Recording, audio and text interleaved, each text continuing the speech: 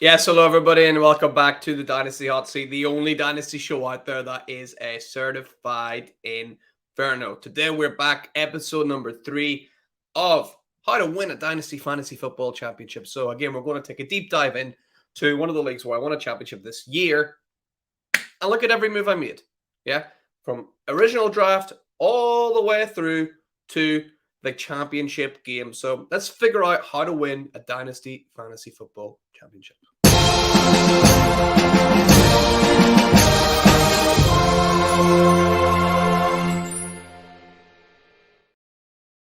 Fantastic. Right. Thank you so much for joining. If you're new here, remember, leave a like and a comment on this. Let me know what trades you think I did really well. Some things you think, well, actually, I wouldn't have done that. Some things you think you got a bit lucky there, which there's probably going to be a lot of, right? Because there's definitely a smidge of luck to win anything in this. And of course, if you're new here, let's try and get towards that 200 target for subscribers. Let's hit that thumbs up. Let's subscribe. All that good stuff. So let's just dive in here, shall we? And let's have a little look at the team I started with. Now, before we do that, obviously, as in the other videos, we know that I can't access, for whatever reason, the original draft up on this screen. So I'll just read it out to you from the iPad. I'd pick 102 in this draft. So it started off 2 years ago, like the other. I think every championship I won this year has been 2 years ago or less, actually. That's quite interesting. So let's have a look here. At the 1-2, I selected Christian McCaffrey. This is super flex, but I still went for Christian McCaffrey. Just thought that value was definitely there. He let me down the first year, but he came back with a vengeance. Then pick 2, Dak Prescott. Pick 3, CeeDee Lamb. Then Aaron Rodgers, Keenan Allen, TJ Hawkinson, Matthew Stafford in the 7th. Very good value there. Then Denzel Mims, who we talked about in the last show, who I did quite like at the time. Curtis Samuel, Zach Moss, Naeem Hines, Brian Edwards. Man, he was a guy I liked too, Brian Edwards, but not to be, sadly. Alexander Madison, Harrison Bryant, LaMichael P. Ryan Fitzpatrick, Christopher Herndon. Wow, this is amazing. Same thing as last time. From the 15th round down, it's nothing but just rubbish. Shows you how quickly the NFL moves on from these guys. Tyler Johnson in round 18, James Washington, Donald Parham, Anthony Fersker, Deontay Harris, Ty Johnson, Kelvin Harmon, Colby Parkinson, Willie Snead, Tristan Jackson, Dez Bryant. Wow. This is only 2 years ago. Shows you how quickly things move. I always like to say, people play in 2-3 year windows. This is why. For you to say I play in 5-year windows, you're out of your mind, I think, right? There's no way that you know what the NFL is going to look like in 5 years. Yeah. Not a chance. Go chat to Todd Gurley about what 5 years does, right? The guy went from being the number 1 running back in fantasy to being out of the league. So no chance how to plan ahead that far ahead. So let's have a look then at what we did immediately after. And that was the rookie draft for that year. So let's pull this up here and have a little look. You can see I'm all the way over here. I loved this class. I mean, just absolutely love it. Devonta Smith, one of the main people I wanted to go out and get, I managed to pick up here. Was super, super pleased with it. So you can see I picked up Devonta Smith. We picked up then in the second round, Rashad Bateman. In round number 3, we managed to pick up Kellen Mond, who thought, might do something. Turned out he didn't. Then we grabbed Khalil Herbert in the 4th and Jonathan Adams. Don't even know if he's still in the league, to be honest. We grabbed him in the 5th round. Looking here, any mistakes that were made, I'm really pleased with Devonta Smith there. I don't think there's anyone I would have taken ahead of him. You could argue Amon-Ra St. Brown. He was never going in the first round, though, so I'm pretty pleased there. Here, I would have taken Amon-Ra ahead of Bateman. I think that was a bit of a mistake.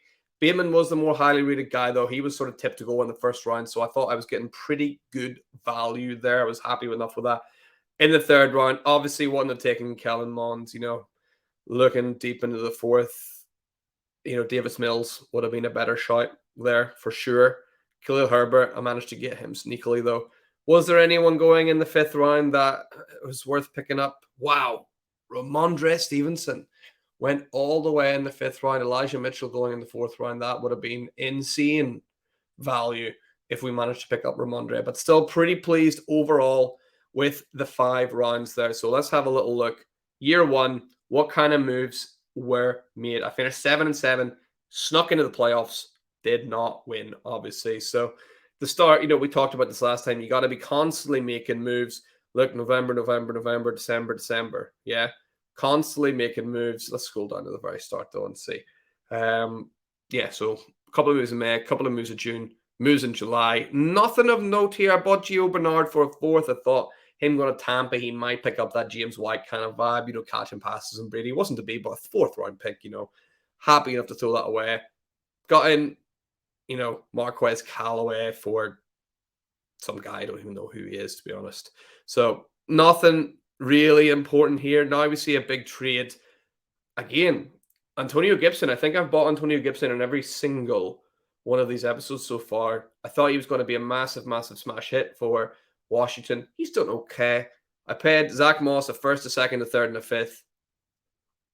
Not great. I don't know if I keep Antonio Gibson here or sell him on later, but that's what I bought him for. Basically, a first and a second. Zach Moss was a throw-in kind of guy there, so I'm not too pleased there. I am pretty pleased I managed to pick up J.K. Dobbins for Hines, a third and a second. J.K. Dobbins, my most owned player in Dynasty Fantasy Football, of 65% own rate on J.K. Dobbins. Bought a lot of him, so pleased to have Dobbins. One of my guys. Really pleased with it. Man, Zach Wilson, bought him. Guys, this is not great so far. Making mistakes here for sure. Zach Wilson, first, second, and fifth.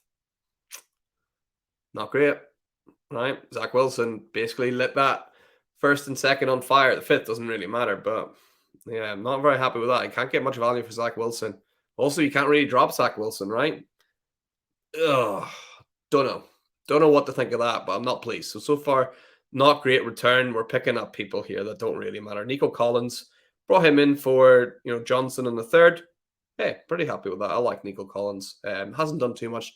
Devonta Foreman, we talked about the last video. You got to be quick. You got to be on the ball. I picked up Foreman in every single league pretty much because Derrick Henry went down. He was the guy I thought was going to step in, and he did. So Foreman really helped me out down the stretch there.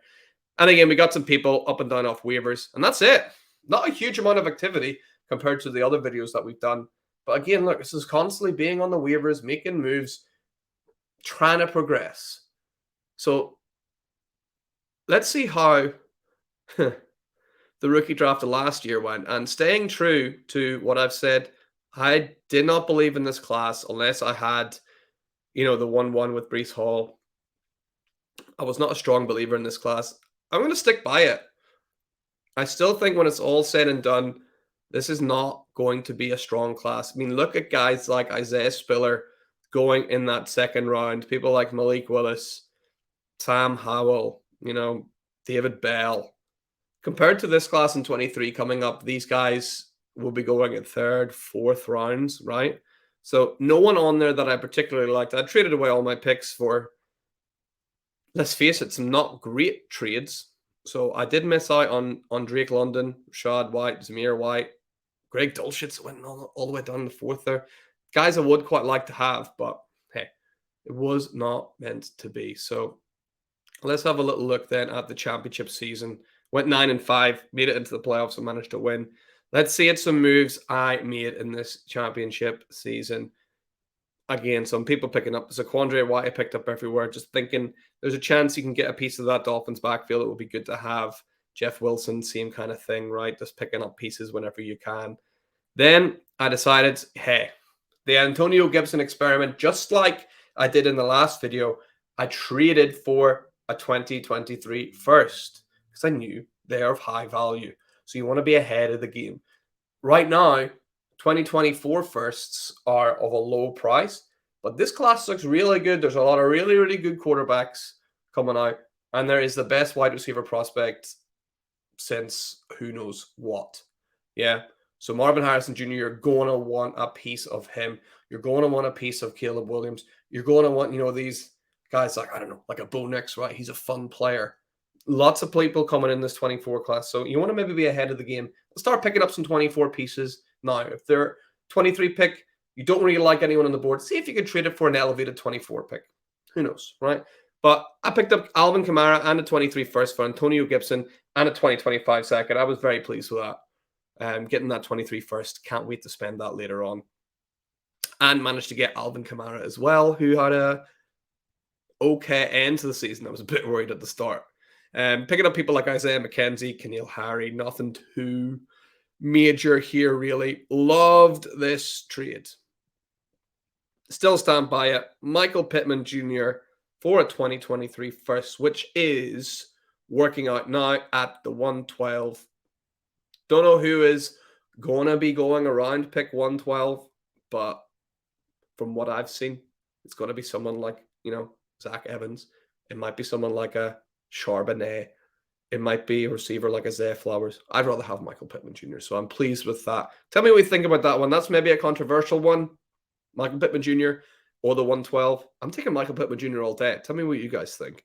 Then a couple of moves here that don't really rock the boat too much. Son of a Knight's a good pickup. Hey, look, what did I say last video? You got to be on the ball. Brock Purdy. I got Brock Purdy so many places because you got to be ready to react to the news. If you're missing out on people on waivers, you're not helping your dynasty team. Brock Purdy, how much is Brock Purdy worth now, right? And again, I said it the last video, last week. You just look at those players. Think about projection of draft picks they could be worth. If there was a 2023 second sitting on waivers and you could pick it up, you'd pick it up. If there was a 24 first sitting on waivers and you could pick it up, you would. Look at these players. Look at the projection of picks that it could be worth and get yourself some free draft capital, right? So don't sleep on the waivers. Pick people up when you can. That was the last thing I did. Yeah, pretty much. Pick up Brock Purdy, release Ronnie Rivers, right? Ronnie? I don't know. Let's have a look and let's compare some things, shall we? Remember the team I started with? Let's read it out one more time, right? The team I started with at the start of this draft 2 years ago. Dak Prescott at quarterback, Christian McCaffrey and Zach Moss at running back. CeeDee Lamb, Keenan Allen, Denzel Mims at wide receiver. TJ Hawkinson in at tight end. Curtis Samuel, Naheem Hines, and Brian Edwards in the flex spot. This team is absolutely terrible. Superflex Aaron Rodgers. Then Matthew Stafford on the bench, Alexander Madison on the bench, and then a bunch of terrible players. Tristan Jackson, Dez Bryant, Kelvin Harmon, Ty Johnson, Anthony Ferguson. Nobody. And let's see what the accumulation of all those trades and all those waiver wire pickups did, because this is the team that won the championship. Dak Prescott, Alvin Kamara, Christian McCaffrey, Devonta Smith, CeeDee Lamb, and Michael Pittman Jr. Look at that. We went from CeeDee Lamb, Keenan Allen, and Denzel Mims to Devonta Smith, CeeDee Lamb, and Michael Pittman Jr. Delighted. TJ Hawkinson, Curtis Samuel, J.K. Dobbins, Keenan Allen, Aaron Rodgers in the Superflex. Gotta absolutely love it. Then Brock Purdy on the bench, Zach Wilson, Khalil Herbert, all of these guys that are really, really strong. Strength in depth. Look at the people I traded for. Alvin Kamara, traded for him. Yeah. Michael Pittman, traded for him. Picking people up for free like a Brock Purdy, like a Khalil Herbert, I think, was picked up for free. Zonovan Knight, Jeff Wilson, Dearness Johnson, Devonta Foreman. Free. Isaiah McKenzie, free. Yeah, Brian Edwards is still there. God bless him. Right? All these people I'm happy to help contribute free 99. Yeah. So be active on the waiver. That seems to be the theme of how you're getting towards winning these championships is be active on the waiver. Brock Purdy didn't even start in the championship game for me. But I'm delighted to have him on my team. Yeah. So that's maybe the big tip coming from this series is you got to be active. You got to be constantly sending trades, constantly picking people up and dropping people off the waivers and try to find value where you can. Yeah, that's the best tip I have for you. So hopefully you've enjoyed this. Again, remember, if you're new, leave a like. What do you think of some of those trades? Have I slipped up to the Michael Pittman one? Is maybe the most controversial. I don't think it's that controversial. I think it's a slam dunk deal. But let me know what you think. And again, see if we can hit that subscribe button there. It really does help out on the march towards our target. So guys, thank you so much for tuning in again for this little video. We got one more because I won 4 championships last year. So we got one more to go next week. Then we'll have a look at some rebuilds that I've been doing. And we'll do the same thing. We'll break it down piece by piece. So hopefully you enjoyed the content. In the meantime, keep yourselves and keep your teams lit. And we'll see you later.